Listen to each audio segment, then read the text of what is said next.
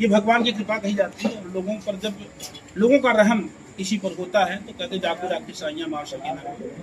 और मेरी समझ से ईश्वर जब मददगार होता है, जब भगवान साक्षात खड़ा होकर के बचा लेता है, तो कुछ भी या कोई भी बाल बाका नहीं करता। ऐसे में सर्पमित्र कहे जाने वाले यानी वन्य जीवों को पकड़ करके, सांप ही नहीं, मैंने देखा तो तमाम जीवों को पकड़ करके, मुझे कपड़ा सांप ऐसे जो भी विषधर जीव है उनको पकड़ करके नया जीवन देने वाले, यानी मानव समाज से निकाल करके बाहर जंगलों की तरफ पुनः पहुंचाने वाले आप हैं।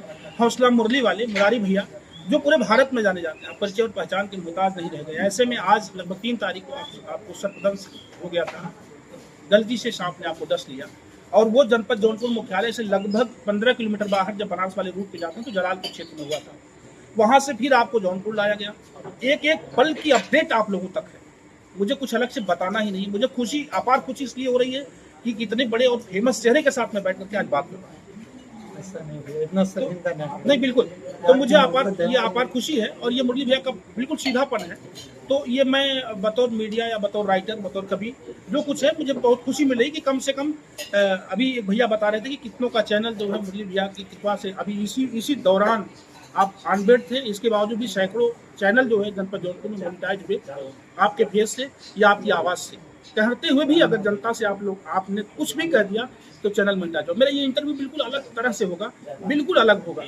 अब तक आप स्वस्थ हैं, मस्त हैं, नए जीवन में आ गए हैं। 1 सप्ताह के बाद पुनः काम पर आ जाएंगे। ये भी सारा कुछ छुअब ना घबराना, एक सप्ताह के बाद फिर से काम पर आ जाएंगे। जो लोग पूरे भारत में परेशान हैं, लगभग उत्तर प्रदेश के बाहर भी, वहां जाकर के आप सांपों को पकड़ना, उनको जंगल में पहुंचाना, फिर उनको बचाना, ये काम इनका शुरू हो जाएगा। मैं चाहूँगा हौसला भैया, एक बड़ी बात होती है। बात ये है कि जब सांप किसी को काटता है, गहरे दांत के निशान लगते हैं, तो पता चला कि उससे 40 मिनट के बाद, आप लोग जैसे विशेषज्ञ लोग ही बताते हैं कि जब सर्पदंश होता है और विष जब जहाँ काटी हुई जगह पर जब हाथ में आने लगता है तो वो जगह 12 मिनट के बाद नीली होने लगती है और धीरे धीरे हार्ट टूटने लगता है, घबराहट होने लगती है, उल्टी आने लगती है, चक्कर आने लगता है, आंखों के सामने धुंधला दिखाई पड़ने लगता है। तो जब सर्प ने आपको दंश किया, जब दंश लिया, तो इस कंडीशन, मतलब इन सारी कंडीशनों के बाद आंखें बंद होने लगती है, उल्टी आती है, धक धक कलेजा करने लगता है, धड़कनें रुकती हैं, हार्ट अटैक होता भी खत्म हो जाता है। तो दंश के बाद कहाँ तक आप पहुंचे थे? देखिए, जब सांप काटा तो हमें तो पता चल गया कि हमारे जीवन की उल्टी गिनती शुरू हो गई। सब लोग गौर कीजिए, सांप जब भी काटता है तो उसी समय जीवन की उल्टी गिनती शुरू हो जाती है। अगर जहरीला सांप काटा है तो उसमें आपके पास घड़ी के हिसाब से 40 मिनट का टाइम रहता है। तो सांप के काटने के बाद में मैंने 1 मिनट के अंदर सांप को पैक करता हूँ झोले में, फटाक से उठा करके, और इसको नीचे कर पूरा नीचे कर, नीचे नीचे नीचे नीचे एकदम नीचे, बस। बॉटल लगा हुआ है, चढ़ भी रहा है, बातें हो रही हैं, आप लोग ध्यान दीजिएगा जी। तो सांप को 1 मिनट पैक किया आपने? 1 मिनट में सांप को पैक किया। उसके बाद फिर मैंने गाड़ी स्टार्ट करना चाहा।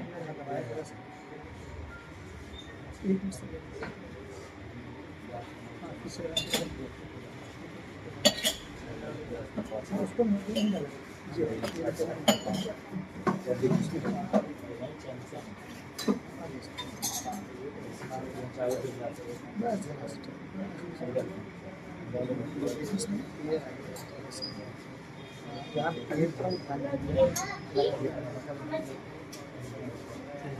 हाँ सर, तो फिर क्या हुआ, 1 मिनट के अंदर सांप को पैक किया। पैक करने के बाद दोस्तों हमारी गाड़ी नहीं स्टार्ट होगी। फिर गाड़ी पे बैठने के बाद जब गाड़ी नहीं स्टार्ट हुई तो जिन्होंने हमें फ़ोन करके बुलाया था उन्होंने पूछा कि सर बताइए मुझे क्या करना है। आप उतना ही कीजिए जितना हो सके। तो फिर आगे की प्रक्रिया पूरी होती है। वो बाइक लेकर के आते हैं और हम बैठते हैं बीच में, पीछे हमारा छोटा भाई बैठता है और हम लोग निकल जाते हैं हॉस्पिटल की तरफ। तो हॉस्पिटल जाते जाते लगभग 30 मिनट लगा, टोटल 38 मिनट में पहुँचे हुए थे। तो 30 मिनट जब पहुँचे तो 500 मीटर की दूरी थी।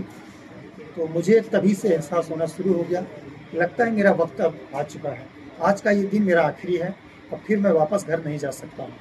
क्योंकि मेरा बॉडी का सारे पार्ट ढीले होने लगे, अंदर से मेरा कलेजा जो है फटने लगा, दर्द बहुत तेज़ी से चालू हुआ। और हाथ पैर मेरा काम करना बंद कर दिया, निगाहें काम करना कम करना शुरू कर दी।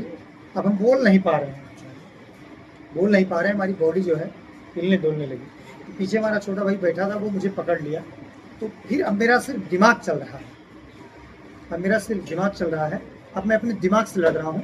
और पहले के कुछ पूर्वज के बड़े सूफी संत और जो जैसे मिर्ज़ा गालिब थे लखनऊ के, बड़े बड़े शेरबाज जो जिन्होंने शेर व शायरियों से भर के रखा, उनकी कुछ वृत्तांत हमें याद आने लगे। तो उनके वृत्तांत याद आए। 500 मीटर की दूरी बची हुई है और मेरा मन अब जो है शेर व शायरी पे चला गया। तो जैसे ही शेर व शायरी पे गया तो एक शेर पहले याद आया कि रख हौसला वो मंजर भी आएगा। गौर कीजिएगा, रख हौसला वो मंजर भी आएगा और प्यासे के पास चलकर समंदर भी आएगा। यूं थक कर न बैठ ऐ मंजिल के मुसाफिर, मंजिल भी मिलेगी और उसका मजा भी आएगा। तब तक दूसरा शेर याद आ गया। मिर्ज़ा गालिब कहते हैं कि गर्दिशे अय्याम का रुख मोड़ लेते हैं और हम वो कातिल हैं जो बातिल का पंजा तोड़ देते हैं। हमें वो कमाल भी हासिल है, गमों से खुशियां निचोड़ लेते हैं। मुझे लगा कि आज तो मैं मर ही रहा हूँ, तो आज ही जिंदा होना है। हाँ, आज ही, अब तो मर ही रहा हूँ मुझे तो आज तो मर ही जाना है, लेकिन आज ही जिंदा होके दिखाना है। क्योंकि जो करोड़ों चाहने वाले हैं कौन सा चेहरा लेके जाएंगे, और इतने आसानी से उनके विश्वास को मैं खोने नहीं दूंगा। जब तक मैं इन सब बातों को सोचता रहा, खुद के अंदर एक हौसला भरता रहा, तब तक मैं हॉस्पिटल गेट के सामने पहुंच गया। और वहां से उतर करके गेट के सामने अंदर डॉक्टर के बगल में बैठ करके अपनी बातों को कहा, सर कि हमको कोबरा काट लिया है, गाड़ी में कोबरा है और जल्दी कीजिए, समय नहीं है। कहती है मैं उनके टेबल पर लेट गया। फिर हमें नहीं पता चला क्या हुआ। 5 से 6 घंटे के बाद हमारी आंखें खुली, फिर देखे तुम्हारे आसपास लोग खड़े। वाह, हिम्मत ना हारिए बिशारिए नाराम को। कलेजे में अगर कलेजा मजबूत है, अगर हौसला बुलंद है तो आदमी मौत को मार देता है। ऐसा लगता है। विद्वान ने कहा अगर आपके पास धैर्य है तो मौत आपके करीब आएगी, लेकिन आपको छेड़छाड़ नहीं करेगी, आपके करीब से चले जाएगी। धैर्य ही एक ऐसी चीज है, धैर्य धारण करने वाले की मृत्यु जल्दी बिगाड़ कुछ नहीं पाती।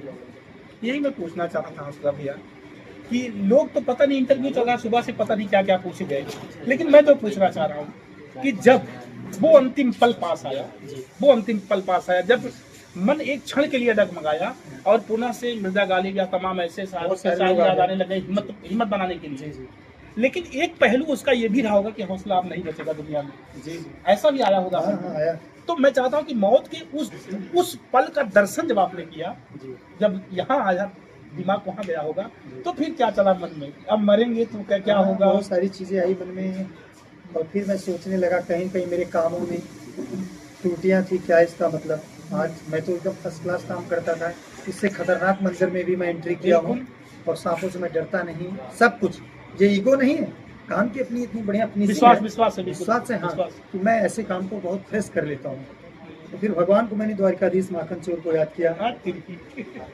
अगर मेरी मनसा वाचा कर्मणा तीनों में कहीं त्रुटियां रही हो, समाज के प्रति, जीवों के प्रति, अपने फैमिली के प्रति, तो ठीक है, कोई बात नहीं, आज का दिन आखिरी है तो मैं स्वागत करता हूँ।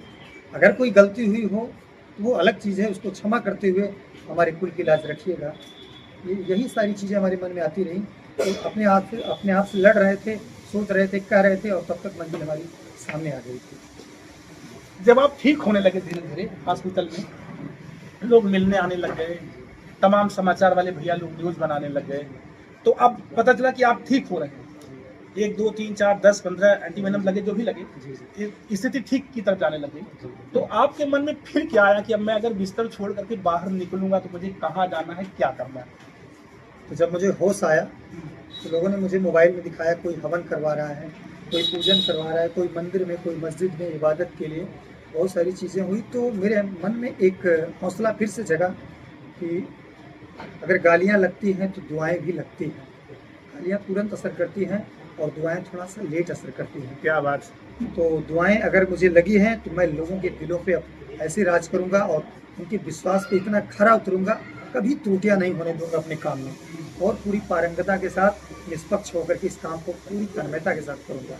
एक बार मुझे मौका आने दीजिए। जी, काम को फिर करना छोड़ना नहीं है अभी, अब और अच्छे से करेंगे। आप तो बताएंगे कैसे काम होता है। क्या बात है। ये हौसला का हौसला बोल रहा है और मेरी समझ से मंजिल पाने की कहते हैं ना कि मतलब उड़ान के लिए पंख की जरूरत नहीं होती, हौसलों की जरूरत होती है। तो हौसला का हौसला बोल रहा है कि अब अगर जीवन मिल गया है तो और पारंगत होकर के इस काम को करेंगे और हिम्मत से करेंगे, कुछ बड़ा और बेहतर करके दुनिया को दिखाएंगे, जनपद जौनपुर के लिए कुछ और बड़ा करेंगे।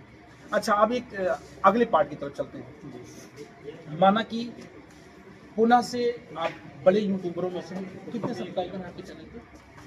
पता नहीं, लोग हमेशा एक एक दिन में 1-1 लाख फॉलोअर्स बढ़ते हैं, तो अभी तो पता नहीं 30 मिलियन से ज़्यादा होंगे सभी प्लेटफॉर्म पे टोटल। हाँ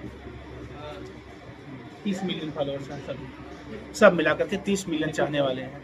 और मेरी समझ से जो आपका वीडियो बहुत ज़्यादा भगा हुआ, 300, 400 मिलियन तक गया हुआ है, 500 मिलियन तो मैं देखता हूँ। तो ऐसे में जब वीडियो 500 मिलियन देखा जाता हो तब हौसला क्या सोचते हैं? कम लगता है कि और आगे ले जाए, ऐसा लगता कम है? ही लगता है, दिल को हमेशा कम लगता है, लेकिन एक मन में रहती है कि जितनी लोग मुझे मोहब्बत दे रहे हैं शायद मैं उतने के लायक नहीं हूँ, और अच्छा करना है, और अच्छा करना है, और अच्छा करना है। कहाँ से ये हिम्मत लाया आपने, ये काम कहाँ से आपने सीख लिया? माता पिता बुजुर्गों का आशीर्वाद है, हमारे पूर्वजों का बहुत सारा प्रारब्ध है, और इस काम को हमारे परिवार में कोई नहीं करता था। सुबह से लगभग मैं देख रहा हूँ 40 चैनल वाले इंटरव्यू लेके गए, जी और लगभग अभी शाम तक 10-5 और ले जाएंगे। तो ठीक गुस्सा नहीं आ रहा आपको? ये उनका निर्णय है, भगवान का निर्णय है, क्योंकि हम कभी किसी से मिले नहीं, आज तक हमने कोई फेस्टिवल नहीं किया, कोई बड़ा कार्यक्रम नहीं किया, किसी इवेंट में नहीं गए। 1-2 बार माननीय प्रधानमंत्री के कार्यक्रम में गए हैं, माननीय योगी जी के कार्यक्रम में गए हैं उत्तर प्रदेश। तो हमको सिर्फ अपना काम पसंद रहता था, तो लेकिन ये भगवान की मर्जी है। बहुत सारे लोग फ़ोन भी करते थे, घर पे भी आते थे, तो हम मिल नहीं पाते थे। ये कहीं कहीं मुझे लगा ये सब उनकी मर्जी है, उनका सारा सिस्टम है, ऐसा इनको सिस्टम में फंसाएंगे, ये 10 दिन घर पे ही रहेंगे और बड़े आसानी से सबसे मिलते रहेंगे। तो ये हमारा चाहे अच्छा, अब दुर्भाग्य कहिए या लोगों का अगर फायदा हो रहा है तो उनका सौभाग्य कहिए, जो भी कहिए, हम पूरे फैमिली के लोग एक साथ मिल रहे हैं लगभग 3-4 दिन से। इस बात की मुझे बड़ी खुशी हो रही है। खुशी हो रही है ना? न चाहते हुए मिल पा रहे हैं, न चाहते हुए मिल पा रहे हैं। आप मेरे साथ देख रहे हैं, आप यूट्यूब जगत की एक जान है, समझिए शान है, हौसला मुरली वाले। खासतौर से जो क्षेत्रीय नाम है वो मुरारी भैया के नाम से आप जाने जाते हैं। बचपन से ही आपके अंदर बड़ा हुनर रहा, संगीत से आप ताल्लुक रखते रहे। मैं जानता हूँ, मैं जनपद जौनपुर का हूँ, गीत संगीत से आपका इंटरेस्ट रहा, टीडी कॉलेज के आप छात्र रहे, पढ़ाई जीवन से संगीत को आपने बहुत प्यार किया है, गाने बजाने से इंटरेस्ट रहा आपका, लेकिन फिर भी ये हुनर, अच्छा ये कैसे आया मुरली भैया? ये मैं दर्शक ये भी जानना चाहेंगे, क्योंकि बड़ा मौका मिला है आपको, सर्पदंश हुआ, आप बीमार हैं, एक मौका है समझिए, लेकिन मैं चाहूँगा ऐसे आपने सीख लिया। हमारे परिवार में इसको कोई नहीं करता था, कोई नहीं करता है। तो जब मैं इस काम को शुरू किया तो कुछ लोगों ने बधाइयाँ दिया, पिताजी बुरा माने, कौन सा काम कर रहे हो, उसको कोई नहीं करता, जिस स्कूल में तुम आते हो उसमें ये काम कोई नहीं करता। तो फिर लेकिन दिल है कि मानता नहीं, मैं कुछ अलग करना चाहता था पहले से, बचपन से ही, कि अगर हम इस दुनिया में आए हैं तो इतने आसानी से मरेंगे नहीं, कुछ अच्छा करके जाएंगे। सिर्फ पैदा होना मर जाना के लिए हम यहाँ नहीं आए हैं। मैं इस बात को बहुत पहले से भी अपने परिवार को बताता था कि हम इतने आसानी से मरेंगे नहीं, हम कुछ अलग करके जाएंगे, कुछ अलग करके जाएंगे। तो शुरू किए, शिक्षा के दरमियान, संगीत के दरमियान, कथा, रामचरितमानस, बहुत सारी चीज़ों को होते हुए, रामायण, हाँ, सब चीज़ करते हुए यहाँ पहुँचे। तो जब रास्ते में थी गाड़ी तो फिर उसमें एक शेर याद आया कि मुझे लगा कि मुझसे जो नाराज़ रहते थे, जो अपनी तरफ से मुझे अपना दुश्मन मानते थे, कहीं उनके आशीर्वाद तो नहीं लग गए। ठीक, तो फिर हमारे एक खंजर जौनपुरी थे, जानते होंगे शायद, खूब जानता हूँ, तो उनका शेर याद आ गया। उन्होंने कहा कि मेरे दुश्मन भी मेरे मुरीद हैं शायद, वक्त बेवक्त मेरा नाम लिया करते थे। हुजूर, मेरे दुश्मन भी मेरे मुरीद हैं शायद, वक्त बेवक्त मेरा नाम लिया करते हैं, मेरी गली से गुजरते हैं छिपा के खंजर, और रूबरू होने पर सलाम किया करते हैं। क्या बात हुआ। तो अगर मैं लोगों के बीच फिर से आ गया हूँ तो ये लोगों की दुआएं, खंजर टूट गया। मेरे साथ आप सुन रहे हैं मुरली हौसला मुरली वाले मुरारी भैया को। और मुरारी भैया हर फन के माहिर हैं, समझिए पूरी तरह से। अपने आप में 16 कलाएं होती हैं जो मानव जीवन के लिए, तो 16 नहीं तो एक आध और बची हैं, बस सीख रहे हैं कुछ ऐसा। 14-15 पूरी हो चुकी है। और ऐसा किरदार जनपद जौनपुर से निकल करके जो पूरे भारत में जनपद जौनपुर की मट्टी को रोशन कर रहा है, दीर्घायु हो, ये मेरी शुभकामना। आइए इस पूरे पार्ट में एक छोटा सा और अंश जोड़ते हैं। संगीत की दुनिया के महारथी कहे जाने वाले, जोगी भजन से अपनी ख्याति बनाने वाले, पूरी दुनिया में जिनकी एक चमक रही है, ऐसे म्यूजिक के मालिक संतोष मधुर जी हमारे बीच में है गाजीपुर से, और आप मिलने के लिए आए हैं। स्वागत है आपका।